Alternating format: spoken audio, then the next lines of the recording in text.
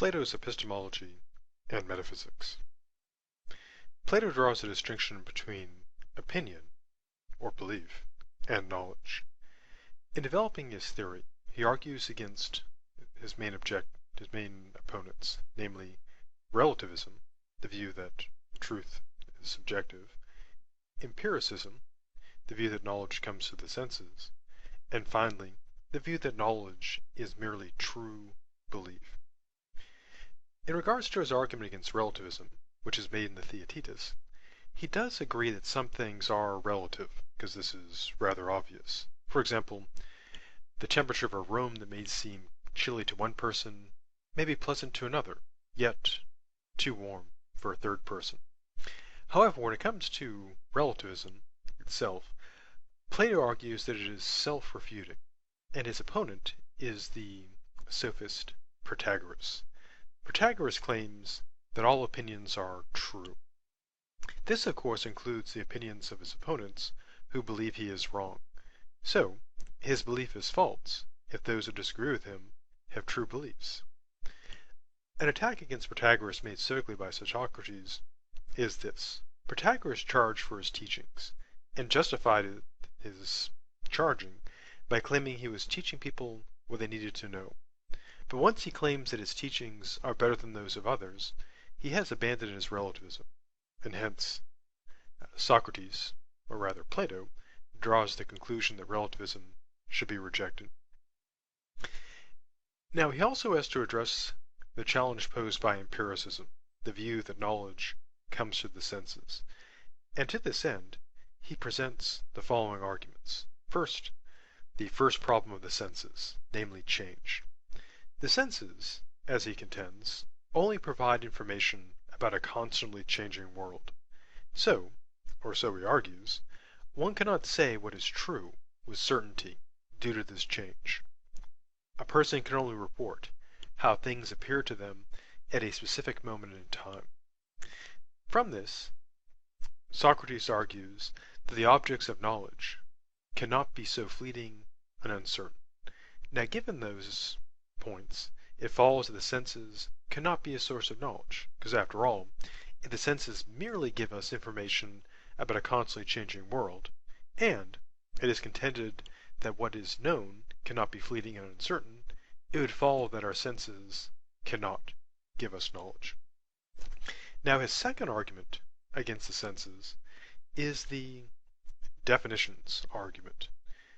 Plato, or Socrates, depending on who you want to consider the actual person behind these views, he argues that the objects of knowledge must be universal and unchanging. He also claims that suitable, unchanging definitions for these objects are necessary.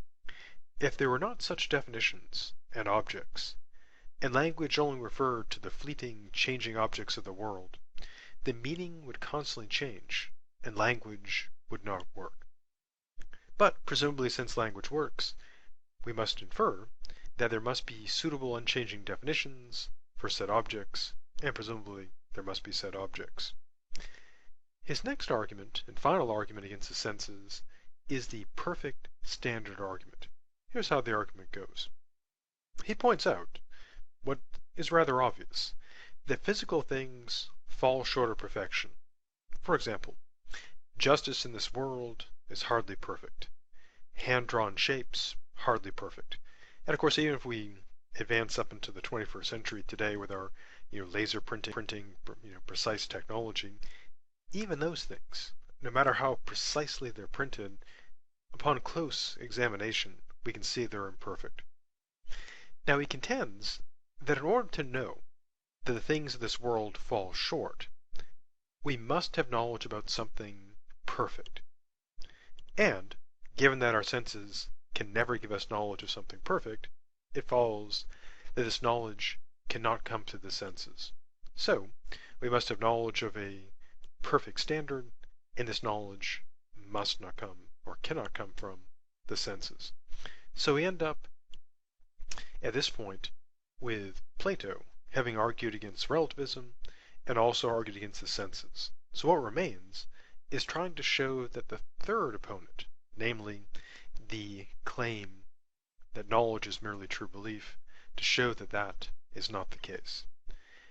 Now, to address that, Plato begins by distinguishing between having a true belief, or right opinion, and knowledge. Now, a true opinion is of course true, but he points out that a true opinion is not willing to remain long, and it must be tied down by giving an account of the reason why.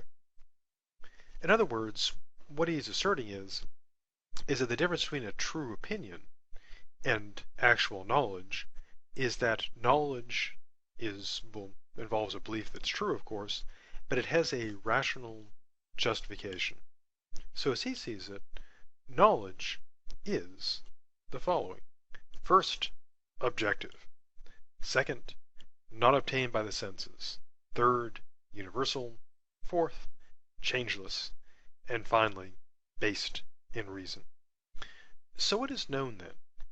Well, as Plato presents it, the realm of particular things, which can be called tokens. So, for example, an individual mouse, like the one near by me at this point, would be a token, namely a particular mouse, of a type. And a type is a category of things. So using the example of my mouse, my particular mouse is a token of the type mouse. So we've got particulars, which are the individuals, and categories of things. And as he sees it, the particular things, the tokens, although they constantly change, they fall under categories. Now for Plato, what provides the organization to these categories is what is known as a universal, or form, or sometimes referred to as idea. But the idea, or form, or universal, doesn't just exist in people's heads. They're not things that exist within minds. They exist in a very special way.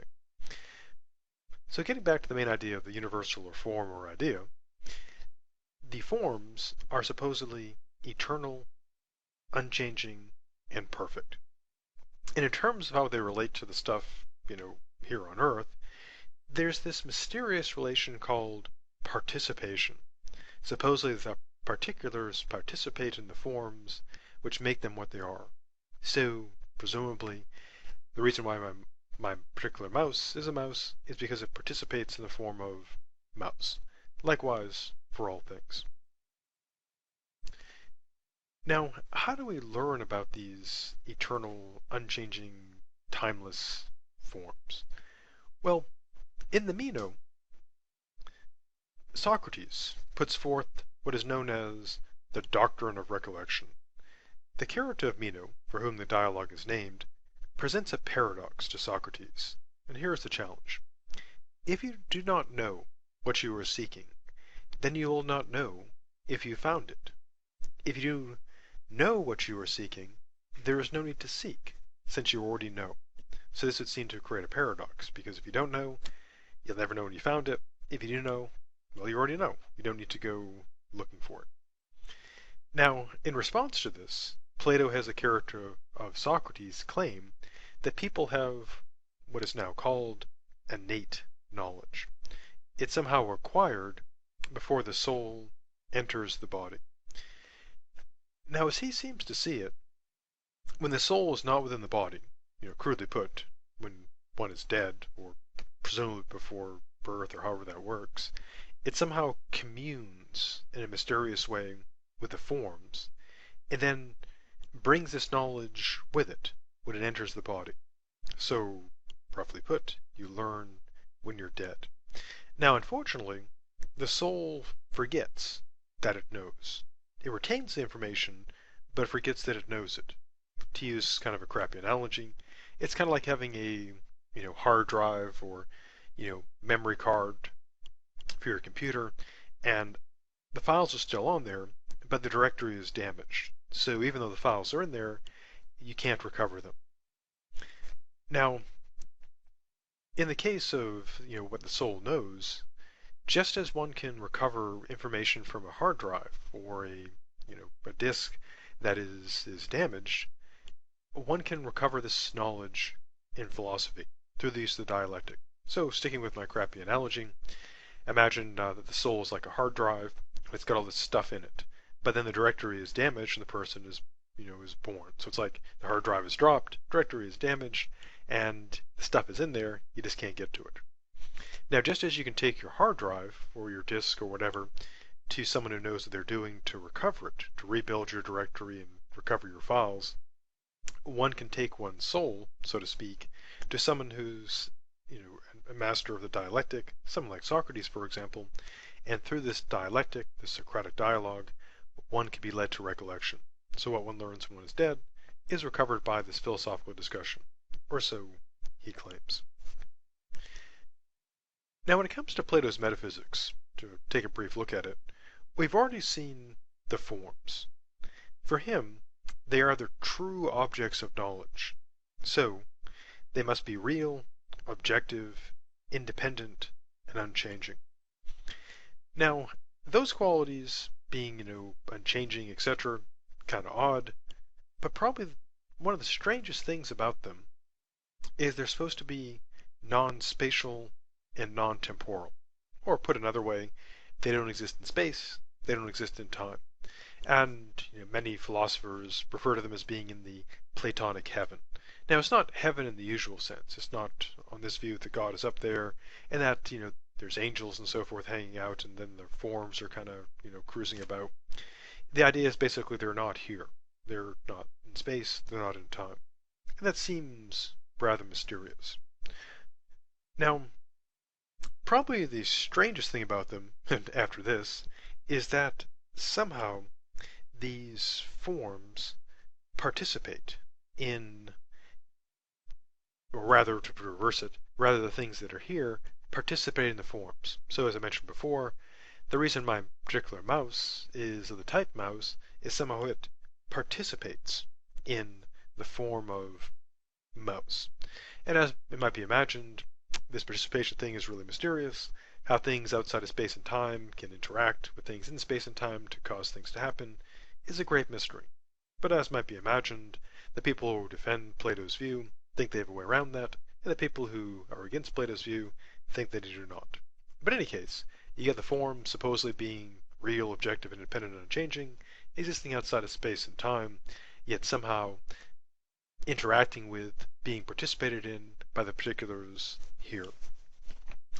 Now, in terms of what motivated Plato to have this sort of dual view of stuff, namely the perfect, eternal, unchanging forms outside of space and time, and this world of change, imperfection, and flux, well, what seemed to motivate him is the paradox of change, which is this. To change, a thing has to, paradoxically, also remain the same. If it didn't, it would be destroyed rather than changed. Now, when it comes to change itself, probably the two thinkers that influenced Plato in this matter were Heraclitus and Parmenides, which sounds like a cheese, but is not. Now, Heraclitus, he's a guy that's famous for saying you can't step into the same river twice. He took the view that change is the ultimate reality. Permanence is an illusion. The world, on his view, is fire. Now, if that were true, knowledge in Plato's sense would not be possible, because you couldn't know anything because there'd be constant change. There would be nothing eternal, unchanging, because everything would be changing. Now, Parmenides had the opposite view. He regarded change as the illusion. So there was no change, it was just an illusion. Now, as might be imagined, this seems to be contrary to fact, that change just seems to be the case. Now, Plato put forth what we might call a Platonic compromise. He basically accepted this dual view of stuff. The particulars are changing, they're imperfect, and so they do all the change stuff, like Heraclitus claimed. And these things, these particulars, are only fit for opinion. The forms, in contrast, are unchanging, perfect, and can be known. So the Platonic compromise gives us changing stuff, as well as the forms, which are unchanging. Now, as Plato sees it, the world consist of, these various types of particulars, and reality for him comes in degrees. They are changing, they are imperfect, and they are the objects of opinion. And so reality for him splits into two categories. There are the particulars, which exist here, and the forms, which are perfect, unchanging, and eternal. And so that brings us to the end of the introduction to Plato's Epistemology and Metaphysics.